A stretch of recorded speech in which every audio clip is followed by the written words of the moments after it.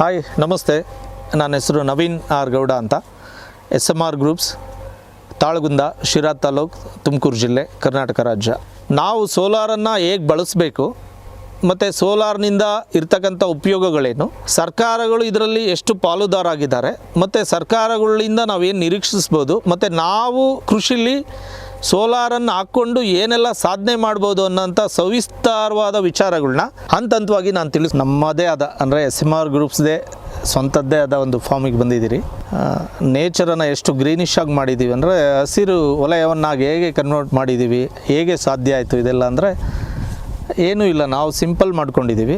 ನಾವು ಸ್ವತಃವಾಗಿ ಸೋಲಾರ್ ಬಿಸ್ನೆಸ್ಸಲ್ಲಿ ಇದ್ದೀವಿ, ಅಂದರೆ ರೈತರಿಗೆ ಸೋಲಾರ್ ಬೋರ್ವೆಲ್ಸ್ಗಳನ್ನ ಕೊಡ್ತಾ ಇದ್ದೀವಿ, ಅದನ್ನು ನಾವೇ ಉಪಯೋಗಿಸ್ತಾ ಇದ್ದೀವಿ. ಪ್ರಥಮವಾಗಿ ಈ ಸೋಲಾರ್ ಟೆಕ್ನಾಲಜಿಗೆ ಧನ್ಯವಾದಗಳನ್ನ ಹೇಳ್ತೇವೆ. ಎರಡನೇದಾಗಿ ನಮ್ಮ ಸೂರ್ಯನಿಗೆ ಧನ್ಯವಾದಗಳನ್ನ ಹೇಳ್ತೇವೆ.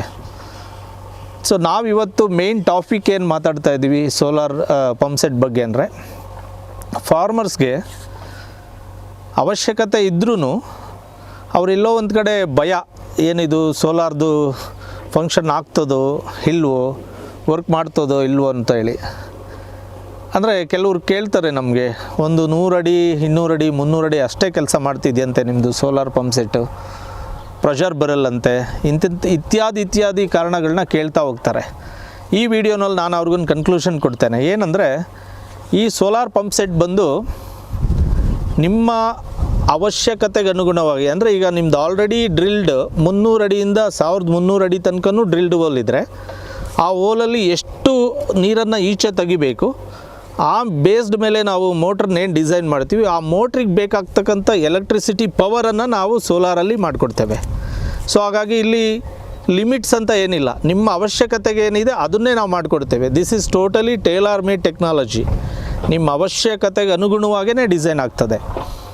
ಮತ್ತು ನಿಮ್ಮದು ಎಲೆಕ್ಟ್ರಿಕಲ್ ಮೋಟ್ರಲ್ಲಿ ಏನು ಪ್ರೆಷರ್ ಲೀಡ್ ಆಗ್ತದೆ, ಸ್ಪ್ರಿಂಕ್ಲರ್ ಹೊಡಿಬೋದು, ಜೆಟ್ ಹೊಡಿಬೋದು, ಡ್ರಿಪ್ ಹೊಡಿಬೋದು, ಅಥವಾ ಇಲ್ಲಿಂದ ಸುಮಾರು ದೂರ 1 ಕಿಲೋಮೀಟ್ರ್ 2 ಕಿಲೋಮೀಟ್ರ್ ಪೈಪ್ಲೈನಲ್ಲಿ ನೀರು ತೊಗೊಂಡೋಗಿರೋ ಕಡೆ ನೀರನ್ನು ತೊಗೊಂಡೋಗಿ ಹರಿಸೋದಾಗ್ಬೋದು. ಎಲ್ಲನೂ ಸಹ ಸೋಲಾರ್ ಬೋರ್ವೆಲ್ಲಿಂದ ಸಾಧ್ಯತೆ ಇದೆ, ಸಾಧ್ಯ ಆಗ್ತದೆ.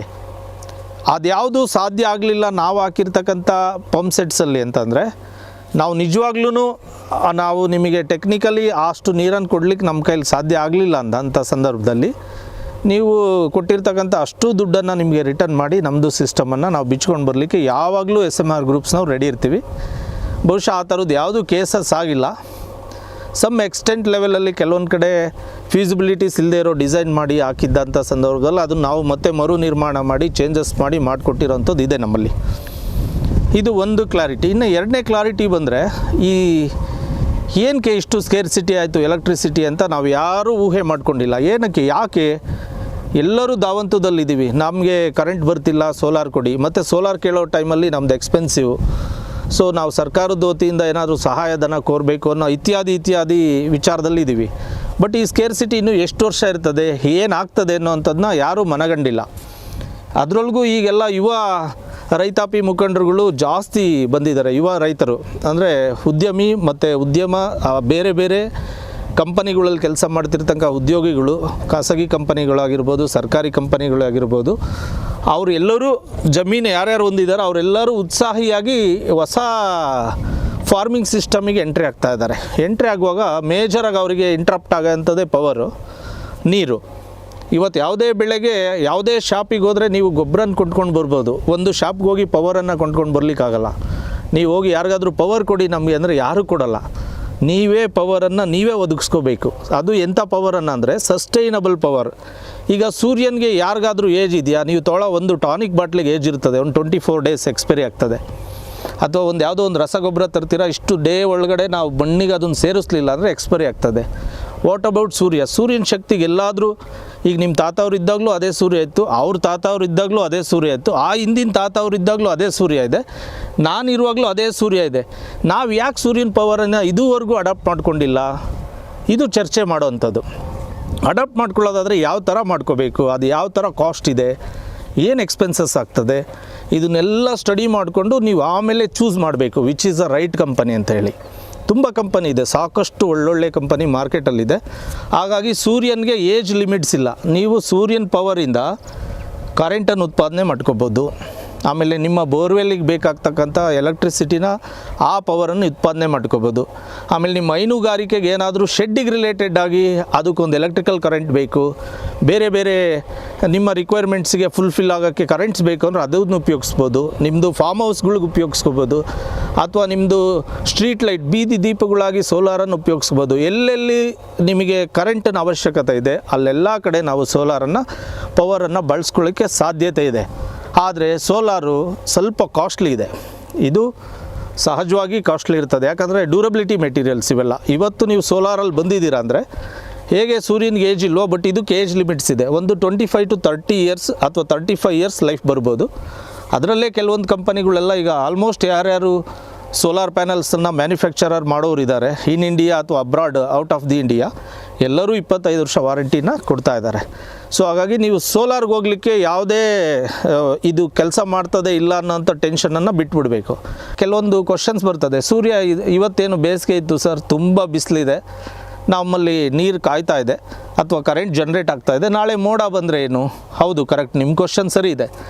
ಈಗೇನು ಬಂದಿದೆ ಈ ಪ್ಯಾನಲ್ಸ್ ನೀವೇನು ನೋಡ್ತಿದ್ದೀರಲ್ಲ, ಮೋನೋಕ್ರಿಸ್ಟಲಿನ್ ಅಂತೇಳಿ, ಅಂದರೆ ಟೆಕ್ನಾಲಜಿ ಹೊಸದಾಗಿ ಅರೈವ್ ಆಗ್ತಾ ಇದೆ.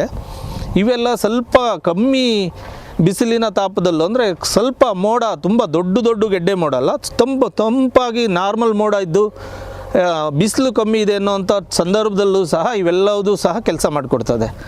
ಅದಕ್ಕೆ ನಾವೇನು ಅಡಿಷನಲ್ ಆಗಿ ಏನು ಡಿಸೈನ್ ಮಾಡಿರ್ತೀವಿ ಅಂದರೆ, ನಿಮ್ಮ ಮೋಟ್ರ್ ಅಥವಾ ನಿಮ್ಮ ಸೈಜ್ ಆಫ್ ದಿ ಪ್ಯಾನಲ್ ಅವಶ್ಯಕತೆ ಏನಿದೆ ಅದಕ್ಕಿಂತ ಹೆಚ್ಚಿನದಾಗಿ ನಾವೊಂದು ಪ್ಯಾನಲ್ಸನ್ನು ಕೊಡೋದ್ರಿಂದ ನಿಮಗೆ ಆ ಇಂಟ್ರಾಪ್ಟ್ ಇಲ್ಲದೆ ಇರೋದು ಸಮಸ್ಯೆನ ನಾವು ಬಗೆಹರಿಸ್ಕೊಡ್ತೇವೆ. ಈ ಒಂದು ಕನ್ಕ್ಲೂಷನ್ನು ನಿಮಗೆ ಕ್ಲಿಯರಾಗಿ ಕೊಡ್ತೇವೆ. ಅಂದರೆ 365 ದಿನದಲ್ಲೂ ಕೆಲಸ ಮಾಡ್ತದೆ. ಈ ಸೋಲಾರ್ ಏನಾಗ್ತದೆ, ಮಾರ್ನಿಂಗ್ 7:30 to 9:30 ಅದನ್ನು ನಾವು ಎಳೆ ಬಿಸಿಲು ಅಂತ ಹೇಳ್ತೀವಿ. ಆಮೇಲೆ ಈವ್ನಿಂಗ್ 3 to 4:30 or 5 ಅದನ್ನು ಇಳಿ ಬಿಸಿಲು ಅಂತೀವಿ.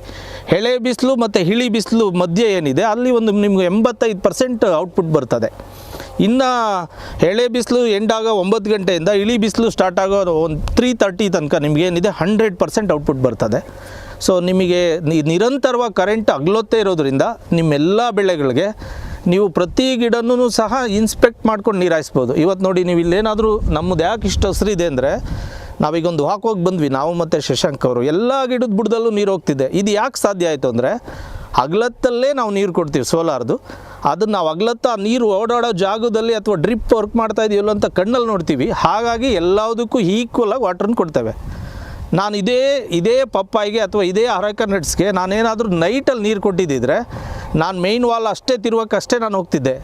ಯಾವ್ಯಾವ ಗಿಡದ ಬುಡಕ್ಕೆ ನೀರು ಹೋಗ್ತಿದೆ ಅಂತ ನಾನು ಚೆಕ್ ಮಾಡ್ಲಿಕ್ಕೆ ಸಾಧ್ಯ ಆಗ್ತಿರಲಿಲ್ಲ, ಮತ್ತು ಅಷ್ಟು ಪೇಷನ್ಸ್ ಇರಲಿಲ್ಲ, ಅಷ್ಟು ಸಮಯ ನನ್ನ ಹತ್ರ ಇರ್ತಿರಲಿಲ್ಲ. ಈಗ ಅದು ಅಗಲತ್ತೆ ಆಗೋದ್ರಿಂದ ಪ್ರತಿ ಬಾರಿ ಅವ್ರು ಅದೇ ಹೇಳ್ತಾ ಇದ್ದಾರೆ, ಸರ್ ನಾನು ಲಾಸ್ಟ್ 2 months ಹಿಂದೆ ಬಂದಿದೆ, ನಿಮ್ಮ ತೋಟ ಬೇರೆ ಇದೆ, ಈಗ ಆಲ್ರೆಡಿ ಬೇರೆ ಆಗಿದೆ, ಇನ್ನು ಮುಂದೆ ಇನ್ನೂ ಇದೆಲ್ಲ ಹೆಂಗೆ ಸಾಧ್ಯ ಆಗ್ತದೆ ಸರ್ ಇಷ್ಟೆಲ್ಲ ಬ್ಯುಸಿ ಶೆಡ್ಯೂಲಲ್ಲಿ ಅಂತ ಅವ್ರದ್ದು ಕ್ವಶನ್ನ. ನಾವೇನೇ ಬ್ಯುಸಿ ಶೆಡ್ಯೂಲ್ ಇದ್ದರೂ ನಾವು ಹಗಲತ್ತಲ್ಲೇ ಕೆಲಸಗಳೆಲ್ಲ ನಮ್ಮದು ಮುಗಿಯೋದ್ರಿಂದ, ನಮ್ಮ ತಂದೆಯವರು ಇರ್ತಾರೆ ಸಂಪೂರ್ಣವಾಗಿ ಅವ್ರು ನೋಡ್ಕೊಂಡು ಮೇಂಟೈನ್ ಮಾಡ್ತಾ ಇರೋದ್ರಿಂದ ಕೆಲಸಗಳೆಲ್ಲ ನಿರ್ಲಿಪ್ತವಾಗಿ, ನೀರನ್ನು ನಾವು ಹೊರಗಡೆಯಿಂದ ಸಪ್ಲೈ ಮಾಡೋಕ್ಕಾಗಲ್ಲ. ನಮ್ಮದೇ ಬೋರ್ವೆಲ್ಲಲ್ಲಿ ನಿರಂತರವಾಗಿ ನೀರು ಇರೋದ್ರಿಂದ, ಸೋಲಾರ್ ಪವರ್ ಇರೋದ್ರಿಂದ ನಾವು ಸಫಿಷಿಯೆಂಟಾಗಿ ತೋಟಕ್ಕೆ ಕೊಟ್ಟಿದ್ದೀವಿ. ಈ ಸುತ್ತಮುತ್ತ ಯಾರೆಲ್ಲ ಪಪ್ಪಾಯಿ ಹಾಕಿದ್ದಾರೆ ಈ ಒಂದು ಬೇಸಿಗೆಯಲ್ಲಿ, ಈ ಸರಿ ಏನು 40-43 ಡಿಗ್ರಿ ಟೆಂಪ್ರೇಚರ್ ಇದೆ, ಅವ್ರಿಗೆಲ್ಲ ಎಲ್ಲೂ ಸಹ ಕಾಯಿಗಳು ಹೂವೂ ನಿಂತಿಲ್ಲ. ಬಟ್ ನಮ್ಮದು ದೇವ್ರ ದಯೆಯಿಂದ ಮೋರ್ ದೆನ್ ಒಂದು 30 to 40% ಪ್ಲಾಂಟಲ್ಲಿ ಮೋರ್ ದೆನ್ 100% ಈಲ್ಡ್ ಇದೆ.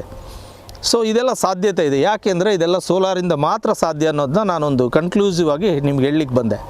ಆಮೇಲೆ ನಿಮ್ಮ ತೋರಿಸ್ದಲ್ಲಿ ಇಲ್ಲೆಲ್ಲ ಸುತ್ತಮುತ್ತ ಬಯಲಿದೆ, ಇವರೆಲ್ಲ ಮಳೆಗೆ ಸಾಧ್ಯತೆ ಮಾಡ್ಕೊಂಡಿದ್ದಾರೆ. ನಾವು ಮಳೆಯೇತರವಾಗಿ ಸೋಲಾರಲ್ಲೂ ಬೆಳೆ ಬೆಳಿಬೋದು ಅನ್ನೋದನ್ನ ನಾವೊಂದು ಫಾರ್ಮ್ ಡೆವಲಪ್ಮೆಂಟ್ ಮಾಡಿದ್ದೀವಿ.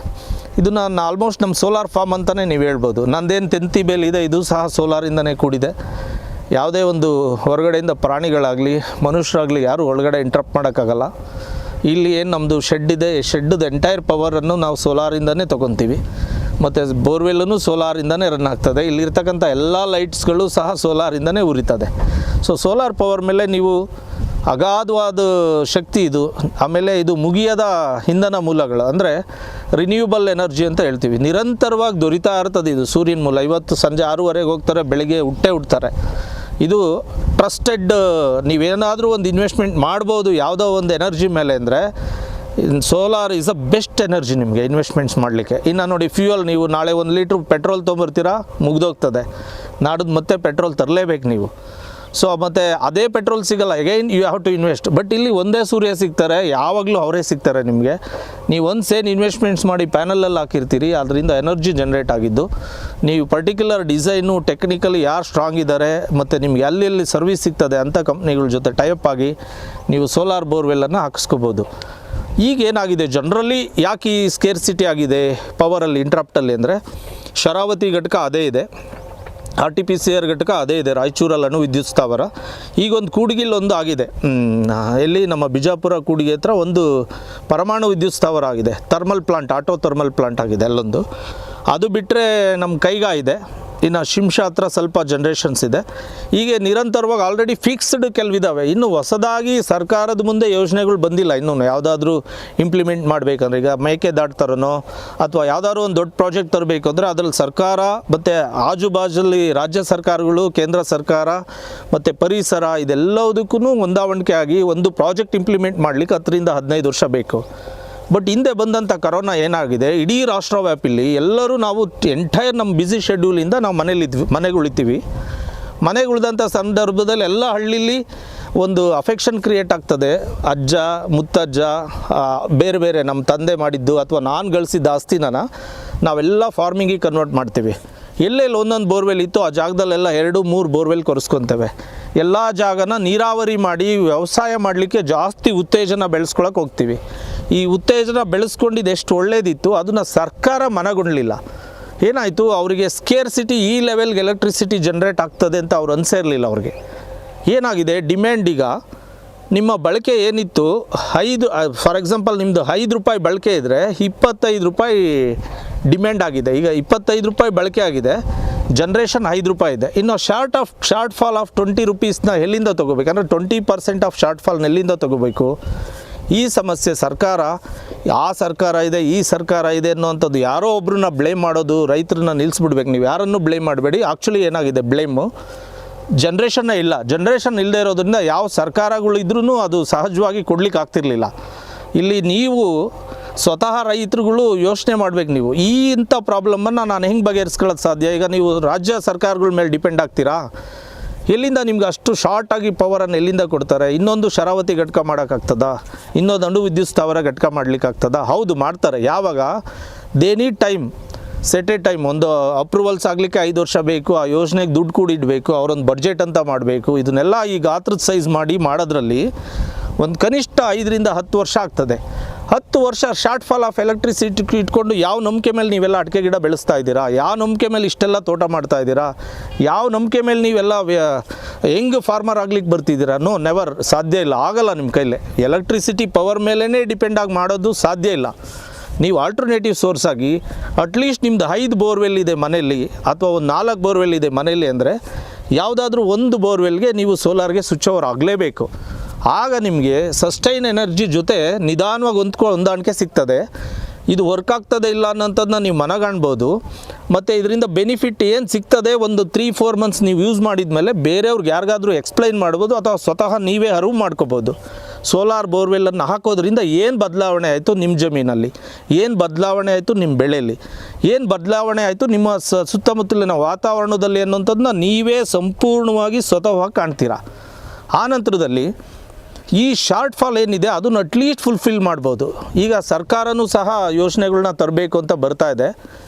ಈ ಕ್ರೋಢೀಕರಣ, ನೀವು ಸರ್ಕಾರ ಅಂದ ಕೂಡಲೇ ದುಡ್ಡು ನಾವೇ ತೆರಿಗೆ ಕಟ್ಟೋಂಥ ದುಡ್ಡಿಂದನೇ ಅವ್ರು ನಮಗೆ ಕೊಡೋದು. ಈಗೇನಾಗಿದೆ, ತೆರಿಗೆ ಹಣಗಳನ್ನ ಅವರು ಕೆಲವೆಲ್ಲ ಯೋಜನೆಗಳನ್ನ ತಂದಿದ್ದಾರೆ ಸರ್ಕಾರದವರು. ಆ ಯೋಜನೆಗಳಿಗೆ ಹಣಕಾಸನ್ನ ಹಂಚಲಿಕ್ಕೆ ಕಷ್ಟಗಳಾಗ್ತಾಯಿದೆ.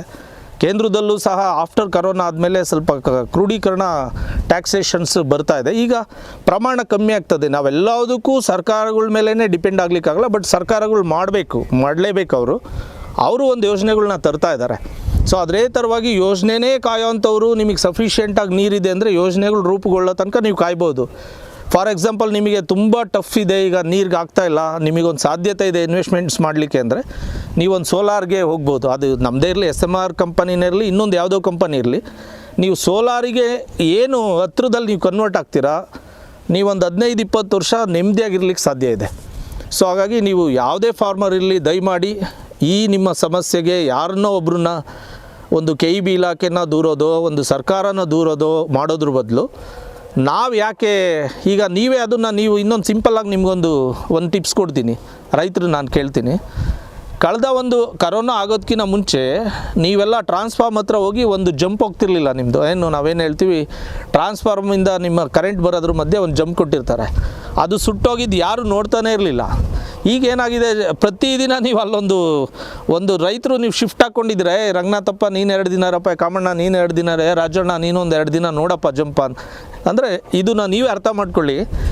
ಎಲೆಕ್ಟ್ರಿಸಿಟಿ ಸ್ಕೇರ್ಸಿಟಿ ಇದೆ, ಮತ್ತು ಫೀಡರ್ ಲೈನಲ್ಲಿ ಎಲೆಕ್ಟ್ರಿಸಿಟಿ ನಿಲ್ತಾ ಇಲ್ಲ, ಈ ಸಮಸ್ಯೆಗಳು ಜಾಸ್ತಿ ಇದೆ. ನೀವೇನಾದರೂ ಉತ್ತಮ ರೀತಿ ಬೆಳೆ ಬೆಳಿಬೇಕು, ಒಂದು ಸೆಟೆಡ್ ವ್ಯಾಲ್ಯೂನ ನೋಡಬೇಕು, ಒಂದು ಉತ್ತೇಜನ ಆಗಬೇಕು, ಕೃಷಿಲಿ ಏನಾದರೂ ಒಂದು ಸಾಧನೆ ಮಾಡಬೇಕು ಅಂದರೆ ನಿಧಾನವಾಗಿ ನಿಮ್ಮ ಹತ್ರ 5-6 ಬೋರ್ವೆಲ್ ಇದೆ ಒಂದಕ್ಕೆ ಬನ್ನಿ. ನಾನು ಸುಮಾರು ರೈತರು ಫೋನ್ ಮಾಡ್ತಾರೆ, ನಮಗೆ ಫೋನ್ ಮಾಡಿದ ಕೂಡಲೇ ಗೌಡ್ರೆ ನಮ್ಮದೊಂದು 6 ಬೋರ್ವೆಲ್ ಇದೆ, 8 ಬೋರ್ವೆಲ್ ಇದೆ, 5 ಬೋರ್ವೆಲ್ 10 ಬೋರ್ವೆಲ್ಸ್ ಹೇಳ್ತಾರೆ, 4 ಇದೆ 8 ಇದೆ ಅಂತ. ನಾನು ಹೇಳ್ತೀನಿ ಅವ್ರಿಗೆ, ದಯಮಾಡಿ ಇದು ಕಾಸ್ಟ್ಲಿ ಇದೆ, ನೀವು ಒಂದಕ್ಕೆ ಸ್ವಿಚ್ ಓವರ್ ಆಗಿ ನೀವೇನು ಅದನ್ನು ಉಪಯೋಗಿಸ್ಲಿಕ್ಕೆ ಸ್ಟಾರ್ಟ್ ಆಗ್ತದೆ, ಆಮೇಲೆ ನಿಮ್ಗೆ ಅವಶ್ಯಕತೆ ಬಿದ್ದರೆ ನಾವೇ ಇನ್ನೊಂದು ಮಾಡಿಕೊಡ್ತೀವಿ ಅಂತ ಹೇಳ್ತೇವೆ. ನಾವೀಗ ನೀವೇನಾಗ್ತದೆ KEBಲಿ ತುಂಬ ಹೆವಿ ಕನ್ಸಂಪ್ಷನ್ ಮಾಡ್ತಕ್ಕಂಥ ಹಾರ್ಸ್ ಪವರ್ ಇರ್ತಕ್ಕಂಥ ಮೋಟ್ರನ್ನ ಹಾಕೊತೀರ, ಹಾಗಾಗಿ ನಿಮಗೆ ಇನ್ವೆಸ್ಟ್ಮೆಂಟ್ಸ್ ಜಾಸ್ತಿ ಬರ್ತಾ ಇದೆ. ನೀವು ನಮ್ಮ ಹತ್ರ ಬಂದರೆ ನಿಮ್ದು 12.5 HP ಇದೆ, 15 HP ಇದೆ ಅಂದರೆ ನಾವು ಆ HPನ ರಿಡ್ಯೂಸ್ ಮಾಡಿ ಐದರ್ 7.5 HP, ಐದರ್ 10 HP ಅಥವಾ ಐದರ್ 6 HPಗೆ ರಿಡ್ಯೂಸ್ ಮಾಡಿ ನಿಮ್ಮ ಕಾಸ್ಟ್ ಆಫ್ ಇನ್ವೆಸ್ಟ್ಮೆಂಟ್ಸ್ನ ಕಮ್ಮಿ ಮಾಡಿಕೊಟ್ಬಿಟ್ಟು ನಿಮ್ಮದೇ ಮೋಟ್ರ್ಗಳ್ನೇ ಓಡೋ ಥರನೂ ಮಾಡಿಕೊಡ್ತೇವೆ. ಇಲ್ಲ ಕೆಲವ್ರಿಗೆ ಅವಶ್ಯಕತೆ 12 HP ಟ್ರೂಲಿ ಅಲ್ಲಿ ರಿಕ್ವೈರ್ಮೆಂಟ್ ಇದೆ, ನೀರಿನ ಆಳ ಜಾಸ್ತಿ ಇದೆ, ಅವ್ರ ಬಳಕೆ ಜಾಸ್ತಿ ಇದೆ, ಅವ್ರ ಹತ್ರ ಜಮೀನು ಜಾಸ್ತಿ ಇದೆ ಅಂದರೆ ನಾವು ಅದೇ ಮೋಟ್ರನ್ನ ಈಗೇನು ನೀವು ಬಳಸ್ತಾ ಇದ್ದೀರ ಅದೇ ಮೋಟ್ರಿಗೇ ಸಹ ಸೋಲಾರ್ ಪವರನ್ನು ಜನ್ರೇಟ್ ಮಾಡಿ ಅದೇ ಮೋಟ್ರನ್ನು ರನ್ ಮಾಡಿಕೊಡೋಂಥ ವ್ಯವಸ್ಥೆನ ನಿರ್ಮಾಣ ಮಾಡ್ಕೊಂಡಿದ್ದೀವಿ. ಆಮೇಲೆ ಸರಿಸುಮಾರು ನಮ್ಮ ಹತ್ರ ಯಾವುದೇ ಸಮಯದಲ್ಲೂ ಒಂದು 50 ಯೂನಿಟ್ ಅಷ್ಟು ಸ್ಟಾಕ್ ಇರ್ತದೆ. ಈಗ ಕೆಳಗಡೆ ಸ್ಟಾಕ್ಸ್ನ ತೋರಿಸ್ಕೊಡ್ತೀವಿ. ನಮ್ಮ ಹತ್ರ ಪ್ರೆಸೆಂಟು ಡ್ರೈವ್ಸ್ ಇದೆ, ಒಂದು 50 ಡ್ರೈವ್ಸ್ ಇದೆ. ಈಗ ನಾವೇ ಸ್ವಂತದ್ದಾಗಿ ಸ್ಟ್ರೆಚ್ಚರ್ನೆಲ್ಲ ನಮ್ಮಲ್ಲೇ ಸಹ ರೆಡಿ ಮಾಡಲಿಕ್ಕೆಲ್ಲ ವ್ಯವಸ್ಥೆ ಮಾಡ್ಕೊಂಡಿದ್ದೀವಿ, ಅದನ್ನು ಸಹ ನಾವು ಇಲ್ಲಿ ತೋರಿಸ್ಕೊಡ್ತೇವೆ. ಮತ್ತು ಯಾವಾಗಲೂ ಒಂದು ಲಿಮಿಟೇಷನ್ಸ್ ಆಗಲಿ ನಮ್ಮ ಹತ್ರ ಸ್ಟಾಕ್ ಇರ್ತದೆ. ನೀವು ನಮ್ಗೆ ಏನೇ ಎಮರ್ಜೆನ್ಸಿ ನಮಗೆ ರಿಕ್ವೈರ್ಮೆಂಟ್ಸ್ ಹೇಳಿದ್ರು ನಾವು ಇಮಿಡಿಯೇಟ್ ನಾವು ಫುಲ್ಫಿಲ್ ಮಾಡ್ತೀವಿ. ಆಮೇಲೆ ಈ ಹಿಂದೆ ನಾವೊಂದು ಲಿಮಿಟ್ ಹಾಕ್ಕೊಂಡಿದ್ವಿ, ಅಪ್ ಟು ದಾವಣಗೆರೆ, ಬಳ್ಳಾರಿ, ಈ ಕಡೆ ಹಾಸನ, ಮಂಗಳೂರು, ಈ ಕಡೆ ಕೊಡಗು, ಈ ಭಾಗದಲ್ಲಿ ಬಂದರೆ ಅಪ್ ಟು ಹೊಸೂರು ತನಕ ನಾವು ಈ ಕಡೆ ಕೋಲಾರ ತನಕ ಅಂದ್ಕೊಂಡಿದ್ವಿ. ಈಗ ಎಂಟೈರ್ ಕರ್ನಾಟಕ ನಾವು ಟಾರ್ಗೆಟ್ ಮಾಡ್ಕೊಂಡಿದ್ದೀವಿ. ಅಂದರೆ ನೀವು ಕರ್ನಾಟಕದ ಯಾವ ಮೂಲೆಯಿಂದ ಕರೆದ್ರೂ ಮಾಡಿಕೊಡ್ತೀವಿ. ಬಟ್ ಒಂದು ಪ್ರಾಬ್ಲಮ್ ಇರ್ತದೆ, ನಾವು ಹಾಕುವಂಥದ್ದು ಎಲ್ಲ ಸೋಲಾರ್ ಯಾರ ಹತ್ರನೇ ತಗೊಳ್ಳಿ, ಅದು ಫ್ಯೂಚರಲ್ಲಿ ಒಂದು ಮಿನಿಮೈಸ್ಡ್ ಸರ್ವಿಸ್ ರಿಕ್ವೈರ್ಮೆಂಟ್ ಇರ್ತದೆ. ಏನು ಪ್ಯಾನಲ್ ಏನಾಗಲ್ಲ, ನೀವು ಪ್ಯಾನಲ್ ಹಾಕ್ಕೊಂತೀರಿ, ಅದು 25 ವರ್ಷ ಕಂಪನಿ ಗ್ಯಾರಂಟಿ ಕೊಟ್ಟಿರ್ತದೆ, ನಿಮಗೇನಾಗಲ್ಲ, ಅದನ್ನೊಂದು ಸ್ವಲ್ಪ ಧೂಳು ಹಿಡ್ದಾಗ ತೊಳ್ಕೊತೀರಿ, ಮುಗಿದೋಯ್ತು. ಇನ್ನು ಡ್ರೈವ್ ಏನಿರ್ತದೆ ರನ್ನಿಂಗಲ್ಲ, ಅದು ಯಾವುದಾದ್ರೂ ಸ್ಯಾಕ್ರಿಫೈಡ್ ಮೆಟೀರಿಯಲ್ ಹೋದರೆ ಅದು ರೀಪ್ಲೇಸ್ಮೆಂಟಿಗೆ ಟೈಮ್ ಬೇಕಾಗ್ತದೆ. ಈಗ ಗುಲ್ಬರ್ಗ ನಾನು ಮೆಟೀರಿಯಲ್ ಕೊಡ್ತೀನಿ, ಸೇಲ್ ಮಾಡಿಬಿಡ್ತೇನೆ, ಈಗ ಇಮಿಡಿಯೇಟ್ ರಾತ್ರಿ ಕಳಿಸ್ದೆ, ಸೇಲ್ ಆಗೋಯ್ತು, ಬೆಳಗ್ಗೆ ಇನ್ಸ್ಟಾಲೇಷನ್ ಮಾಡಿದ್ರು, ನೀರು ತೆಗೆದ್ರು, ಬಂದರು. ನಾಡಿದ್ದೇನಾದರೂ ನಿಮಗೆ ಪ್ರಾಬ್ಲಮ್ ಆದರೆ ನಮಗೆ ನೀವು ಒಂದಿನ ಸಮಯ ಕೊಡೋ ಮನಸ್ಥಿತಿ ನಿಮ್ಮಲ್ಲಿದ್ದರೆ ನಾನು ಇಲ್ಲಿಂದ ಬಿಜಾಪುರಕ್ಕೂ ಕೊಡ್ತೀನಿ, ಬೀದರ್ಗೂ ಕೊಡ್ತೀನಿ, ಬಾಲ್ಕಿಗೂ ಕೊಡ್ತೀನಿ, ಹೌರದ್ಗೂ ಹಾಕ್ಕೊಡ್ತೀನಿ. ನೀವು ಒಂದಿನ ಟೈಮ್ ಕೊಡೋ ಅಂಥ ಸಂದರ್ಭ ನಿಮ್ಮಲ್ಲಿ ಇರಬೇಕಷ್ಟೇ. ನಿಮ್ಮ ಹತ್ರ ಟೈಮ್ ಇಲ್ಲ, ಕ್ವಿಕ್ಕಾಗಿ ನಮ್ಮ ಹತ್ರ ಸರ್ವಿಸ್ ಎಕ್ಸ್ಪೆಕ್ಟ್ ಮಾಡ್ತೀರಾ ಅಂದರೆ ನೀವು ಲೋಕಲಲ್ಲಿ ಯಾರಾದರೂ ಸರ್ವಿಸ್ ಕೊಡೋರಿದ್ದರೆ, ಲೋಕಲಲ್ಲಿ ಸೋಲಾರ್ ಹಾಕೋರಿದ್ದರೆ ಅವ್ರ ಜೊತೆ ನೀವು ಹೋಗೋದ್ರಲ್ಲಿ ಏನು ತಪ್ಪಿಲ್ಲ. ಸಪೋಸ್ ನಮ್ಮನ್ನೇ ಬಯಸ್ತೀರ SMR ಗ್ರೂಪ್ ಅವ್ರನ್ನ ಅಂದರೆ ನಾವು ಎಂಟೈರ್ ಕರ್ನಾಟಕ ಸಪ್ಲೈ ಮಾಡಿಕೊಡ್ತೇವೆ. ಸೊ ನೀವು ನಮಗೆ ಒಂದಿನ ಟೈಮ್ ಕೊಡಬೇಕು ಸರ್ವೀಸಸ್ಗೆಲ್ಲ, ಯಾಕಂದರೆ ನಾವು ಈಗ ಎಸ್ಟಾಬ್ಲಿಷ್ಮೆಂಟ್ ಅಂಡರಲ್ಲಿ ಇರ್ತಕ್ಕಂಥ ಕಂಪನಿ. ಆಮೇಲೆ ಇದು ಬೇರೆ ಕಂಪನಿಗಳ ಥರ ಪ್ರತಿ ಜಿಲ್ಲೆಯಲ್ಲಿ ಅಥವಾ ಪ್ರತಿ ತಾಲೂಕಲ್ಲಿ ನಾವು ಆಫೀಸ್ ಮಾಡೋಕ್ಕಾಗಲ್ಲ. ಏನಾಗ್ತದೆ, ಇದು ನಂಬರ್ಸ್ ಕಮ್ಮಿ ಇರ್ತದೆ ಸೇಲ್ಸ್ ನಮಗೆ. ನಾನು ಅಷ್ಟೆಲ್ಲ ಒಂದು 15 ಆಫೀಸ್ ಮಾಡಿದೆ ಅಂದರೆ ಆ 15 ಆಫೀಸ್ ಎಕ್ಸ್ಪೆನ್ಸಸ್ ಇರ್ಬೋದು, ಸ್ಟಾಫ್ ಎಕ್ಸ್ಪೆನ್ಸಸ್ ಇರ್ಬೋದು, ಅದೆಲ್ಲ ನಾನು ಫಾರ್ಮರಿಂದನೇ ಕಲೆಕ್ಟ್ ಮಾಡಬೇಕಾಗ್ತದೆ. ಈಗ ಬಾಲ್ಕಿಲ್ ಆಫೀಸ್ ಓಪನ್ ಮಾಡಿದೆ, ಅದು ರನ್ ಆಗ್ತಿಲ್ಲ, ಅಲ್ಲಿ ನಾನೊಂದು 5 ಜನ ಎಂಪ್ಲಾಯ್ ಇಟ್ಟಿದ್ದೀನಿ, ಅವ್ರ ಸ್ಯಾಲ್ರಿನ ನಾನು ಶಿರಾದಲ್ಲಿ ಇರ್ತಕ್ಕಂಥ ಆಫೀಸಿಂದ ಕಲೆಕ್ಟ್ ಮಾಡಬೇಕು. ಶಿರಾದಲ್ಲಿ ಸೇಲ್ಸ್ ಆಗೋರಿಗೆ ಬಾಲ್ಕಿಲ್ ಎಕ್ಸ್ಪೆನ್ಸಸ್ನ ಲೀಡ್ ಮಾಡಬೇಕಾಗ್ತದೆ ಅವರು. ಸೊ ಆ ಎಲ್ಲ ಎಕ್ಸ್ಪೆನ್ಸಸ್ನ ಅವಾಯ್ಡ್ ಮಾಡಿ ನಮ್ದು ಯಾಕೆ ಪ್ರೈಸಿಂಗ್ ಆಗಲಿ ಕ್ವಾಲಿಟಿ ಹೆವಿ ಕೊಡ್ತಿದ್ದೀವಿ ಅಂದರೆ, ಈಗ ನಮ್ಮ ಎಂಟೈರ್ ಶೆಡ್ಸ್ ಇರ್ಬೋದು, ನಮ್ಮ ಸೆಟಪ್ ಇರ್ಬೋದು, ಎಲ್ಲ ನಮ್ಮದು ಓನ್ ಆಗಿದೆ. ನಾವು ಯಾವುದು ಹೈರಿಂಗಲ್ಲಿಲ್ಲ, ಯಾವುದು ರೆಂಟ್ ಕಟ್ತಿಲ್ಲ. ಈ ಒಂದು ಟ್ರಾನ್ಸ್ಪೋರ್ಟೇಷನ್ ನಮ್ಮದೇ ವೆಹಿಕಲ್ಸ್ಗಳಿದೆ. ಆಮೇಲೆ ಟೀಮ್ ನಮ್ಮದೇ, ನಮ್ಮ ತಂಡ ಹೇಗಿದೆ ಅಂದರೆ ಎಲ್ಲ ನಮ್ಮ ಸಂಬಂಧಿಗಳೇ ಇದ್ದಾರೆ. ಆಲ್ಮೋಸ್ಟು ನಿಮಗೆ ಡೆಡಿಕೇಟೆಡ್ ಟೀಮ್ ಇದ್ದಾರೆ. ಎಲ್ಲರೂ ಸಹ ರೈತಾಪಿ ಕುಟುಂಬದಿಂದ ಬಂದಿರತಕ್ಕಂಥವರೇ ಕೆಲಸಗಾರ ಇರೋದ್ರಿಂದ ರೈತರದ್ದು ಮನಸ್ಥಿತಿ ಅವ್ರಿಗೆ ಅರ್ಥ ಆಗಿ ಅವರು ರೈತರು ಥರನೇ ಕೆಲಸ ಮಾಡಿಕೊಡ್ತಾರೆ ನಿಮಗೆ. ಸೊ ಹಾಗಾಗಿ ನಿಮಗೆ ಆ ಒಂದು ಪಾರ್ಟಲ್ಲಿ ಏನೂ ಸಮಸ್ಯೆ ಆಗಲ್ಲ. ನಿಮಗೆ ಇನ್ಸ್ಟಾಲೇಷನ್ಸ್ ಇರ್ಬೋದು, ಇದಿರ್ಬೋದು. ಬಟ್ ಅದೇ ದೂರದಿಂದ ಯಾರ್ಯಾರು ಕಾಲ್ ಮಾಡ್ತೀರಾ ಅವರಿಗೆ ಈ ಥರ ನೀವು ನಮಗೆ ಸಮಯದ ಅವಕಾಶ ಮಾಡಿಕೊಡ್ತೀರ ಅಂದರೆ ನಾವು ನಿಮಗೆ ಸಪ್ಲೈ ಮಾಡಿಕೊಡ್ತೇವೆ, ಅದರಲ್ಲೇನು ಸಮಸ್ಯೆ ಇಲ್ಲ. ನಾವು ಅಂದ್ಕೊಳ್ತೀವಿ ನಾವು ಒಂದೇ ಕಂಪನಿ ಅನಿಸುತ್ತೆ ಪ್ರೈಸಸ್ನ ಆನ್ಲೈನಲ್ಲಿ ಹಾಕಿರತಕ್ಕಂಥದ್ದು ವೆರಿ ಕ್ಲಿಯರಾಗಿ. ಯಾಕಂದರೆ ಕೆಲವ್ರಿಗೆ ಈ ಹೇಳೋದೊಂದು ಮಾಡೋದೊಂದು ಯಾರ್ಯಾರು ಇರ್ತಾರೆ ಅವ್ರಿಗೆ ಭಯ ಇರ್ತದೆ ಪ್ರೈಸಸ್ನ ಡಿಕ್ಲೇರ್ ಮಾಡ್ಕೊಳ್ಳಿಕ್ಕೆ. ನೀವು ಅವರದ್ದಿಂದ ಕಾಲ್ ಮಾಡಿದ್ರು ಅದೇ ರೇಟ್ ಇರ್ತದೆ. ಕೊನೆ ಪಕ್ಷ ನನ್ನ ಹಳ್ಳಿ ನಂದೀಗ ತಾಳ್ಗುಂದ ಇದೆ, ಪಕ್ಕದಲ್ಲಿ ನನ್ನ ಕಾಳಾಪುರದಿಂದ ಫೋನ್ ಮಾಡಿದ್ರು ನಾವು ಅವ್ರಿಗೆ ಅದೇ ರೇಟಲ್ಲೇ ಕೊಡ್ತೇವೆ. ಪ್ರೈಸ್ ಡಿಫ್ರೆನ್ಷಿಯೇಟ್ ಏನಿರಲ್ಲ. ಓನ್ಲಿ ಟ್ರಾನ್ಸ್ಪೋರ್ಟೇಷನ್ ಡಿಫ್ರೆನ್ಸ್ ಏನು ಬರ್ತದೆ ಅದು ಪ್ರೈಸಿಂಗಲ್ಲಿ ನಾವು ಆನ್ ಮಾಡ್ಕೊಂಡಿರ್ತೀವಿ. ಸೊ ಟೆಕ್ನಿಕಲಿ ಇನ್ನು ಎಲ್ಲರಿಗೂ ಒಂದೇ ಥರನಾದ ಮೆಟೀರಿಯಲ್ ಕೊಡ್ತೇವೆ. ನೀವು ಯಾವುದೇ ರೀತಿ ಸಮಸ್ಯೆಗಳಿದ್ದರೂ ನಮಗೆ ಮುಕ್ತವಾಗಿ ಮಾತಾಡ್ಕೋಬೋದು. ಮತ್ತು ನಿಮಗೆ ಸಮಯ ಇದೆ ಅಂದರೆ ನಮ್ಮದೊಂದು ಸಣ್ಣ ಕೋರಿಕೆ ಏನಂದರೆ, ಇದು ಹೆಚ್ಚು ಲಕ್ಷಗಳಲ್ಲಿ ವ್ಯಾಲ್ಯೂ ಬರೋದ್ರಿಂದ ನಿಮಗೆ ಸಮಯ ಇದ್ದರೆ ಒಂದು ವಿಸಿಟ್ ಬನ್ನಿ. ನೀವೇನು ಅಮಾಂಗ್ ಟುಗೆದರ್ ಯಾರೋ ನಿಮ್ಮ ಊರಲ್ಲಿ ಒಂದು 5 ಜನ ರೈತರು, ಈಗ ಇಲ್ಲಿ ಹಾಸನ್ನಿಂದ ಸುಮಾರು ಕಾಲ್ ಮಾಡ್ತಿರ್ತಾರೆ, ಒಂದು 5 ಜನ ರೈತರು ನೀವೇ ಒಟ್ಟಿಗೆ ಮಾಡ್ಕೊಂಡು ಒಂದು ಆಟೋನೋ ಒಂದು ಕಾರ್ನೋ ಮಾಡ್ಕೊಂಡು ಬನ್ನಿ. ನಮ್ಮ ಮನೇಲಿ ಆತಿಥ್ಯ ಸ್ವೀಕರಿಸಿ, ನಮ್ಮದು ಹಳ್ಳಿನೇ ಮನೆ, ನಾವು ಕಾಫಿ ಟೀ ಇರ್ಬೋದು, ಊಟ ಇರ್ಬೋದು, ಎಲ್ಲ ಇಲ್ಲೇ ಪ್ರೊವೈಡ್ ಮಾಡಿಕೊಡ್ತೀವಿ. ಜೊತೆಗೆ ನಮ್ಮ ತೋಟದಲ್ಲಿ ಸೋಲಾರ್ ಬೋರ್ವೆಲ್ ಇರ್ತದೆ, ನಮ್ಮ ಹಳೆ ತೋಟದಲ್ಲೂ ಇರ್ತದೆ, ಮತ್ತು ನಮ್ಮ ಸುತ್ತಮುತ್ತ ಒಂದು 25 ಹಾಕಿರ್ತೀವಿ ಹಳ್ಳಿಲಿ. ಬಂದು ಇಲ್ಲಿ ವಿಸಿಟ್ ಮಾಡಿ ರೈತರಿಂದ ನೀವು ಫೀಡ್ಬ್ಯಾಕ್ ತೊಗೊಳ್ಳಿ. ನಿಮಗೆಲ್ಲ ಸರಿ ಅನಿಸಿದ್ರೆ ನೀವು ಇಲ್ಲಿ ವ್ಯವಹಾರ ಮುಗಿಸ್ಕೊಂಡು ಹೋಗಿ ಸ್ಥಳದಲ್ಲಿ ಕೂತ್ಕೊಂಡು. ಈಗ ಎಷ್ಟೋ ಜನ ಫೇಸ್ಬುಕ್ ಬಂದ ತಕ್ಷಣ ದುಡ್ಡುಗಳ ಕಳ್ಕೊಂಡಿರ್ತಕ್ಕಂಥ ಎಷ್ಟೋ ಕಂಪ್ನಿಗಳಿದೆ, ಮೋಸ ಹೋಗಿರೋ ಅಂಥದ್ದಿದೆ. ಈ ನಮ್ಮಲ್ಲಿ ನಿಮ್ಗೆ ಹಂಗೆ ಆಗೋದು ಇಲ್ಲ. ಫಸ್ಟ್ ಆಫ್ ಆಲ್ ನೀವು ಡೈರೆಕ್ಟಾಗಿ ದುಡ್ಡು ಹಾಕಿದ್ರೂ ಏನು ಸಮಸ್ಯೆ ಇಲ್ಲ. ಮತ್ತು ಅದೇ ಥರವಾಗಿ ನಾವೊಂದು ರಿಕ್ವೆಸ್ಟ್ ಏನಂದರೆ, ನೀವು ಒಂದು ಸರಿ ಬಂದರೆ ನಿಮಗೊಂದು ನಮ್ಮ ಮೈಂಡ್ ಸೆಟ್ ಅರ್ಥ ಆಗ್ತದೆ. ಏನು SMR ಗ್ರೂಪ್ ಕಂಪ್ನಿ ಏನಿದೆ, ಏನು ಮಾಡ್ತಾ ಇದ್ದಾರೆ, ಏನು ಅನ್ನೋದನ್ನ ನೀವು ಅವಲೋಕಿಸ್ಬೋದು. ಮತ್ತು ನೀವು ವೈಯಕ್ತಿಕವಾಗೂ ನಮ್ಮನ್ನು ಭೇಟಿ ಮಾಡ್ದಂಗೆ ಆಗ್ತದೆ. ಮತ್ತು ಎಲ್ಲನೂ ಸಹ ವಿಸಿಟ್ ಮಾಡ್ಕೊಂಡು ಹೋಗೋದ್ರಿಂದ ನಿಮಗೊಂದು ಕಾನ್ಫಿಡೆನ್ಸ್ ಬರ್ತದೆ ಹೇಗಿದೆ ಪ್ರಾಡಕ್ಟ್ ಅಂತ ಹೇಳಿ. ಮತ್ತು ನೇರವಾಗಿ ನಾವು ಹಾಕಿರ್ತಕ್ಕಂಥ ಗ್ರಾಹಕರ ಜೊತೆನೇ ನೀವು ಮಾತಾಡೋದ್ರಿಂದ ನಾವೇನು ಮಾತಾಡಿದ್ದೀವಿ ಅದು ಸತ್ಯಕ್ಕೆ ನಿಯರ್ ಇದೆಯೋ ಅಥವಾ ಇದು ಅಸತ್ಯದಿಂದ ಕೂಡಿದೆಯೋ ಅನ್ನೋದನ್ನ ನೀವೇ ಜಡ್ಜ್ ಮಾಡೋವಂಥ ಒಂದು ಅವಕಾಶಗಳು ನಿಮಗೆ ಸಿಗ್ತದೆ. ಸೊ ಹಾಗಾಗಿ ನೀವು ಒಮ್ಮೆ ಬಂದ್ಬಿಟ್ಟು ವಿಸಿಟ್ ಮಾಡಿ ಪ್ರಾಡಕ್ಟ್ ತೊಗೊಂಡೋಗೋದು ಭಾಳ ಉತ್ತಮ ಅಂತ ಅಂದ್ಕೊತೀನಿ.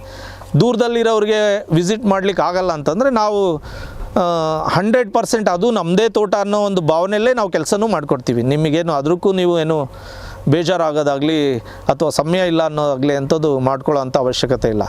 ಆಮೇಲೆ ನೀವು ಯಾರ್ಯಾರು ಬರ್ತೀರಿ ನಿಮಗೆ ಉಳ್ಕೊಳ್ಳೋ ಅಂಥ ವ್ಯವಸ್ಥೆ ನಮ್ಮಲ್ಲೇ ಇರ್ತದೆ.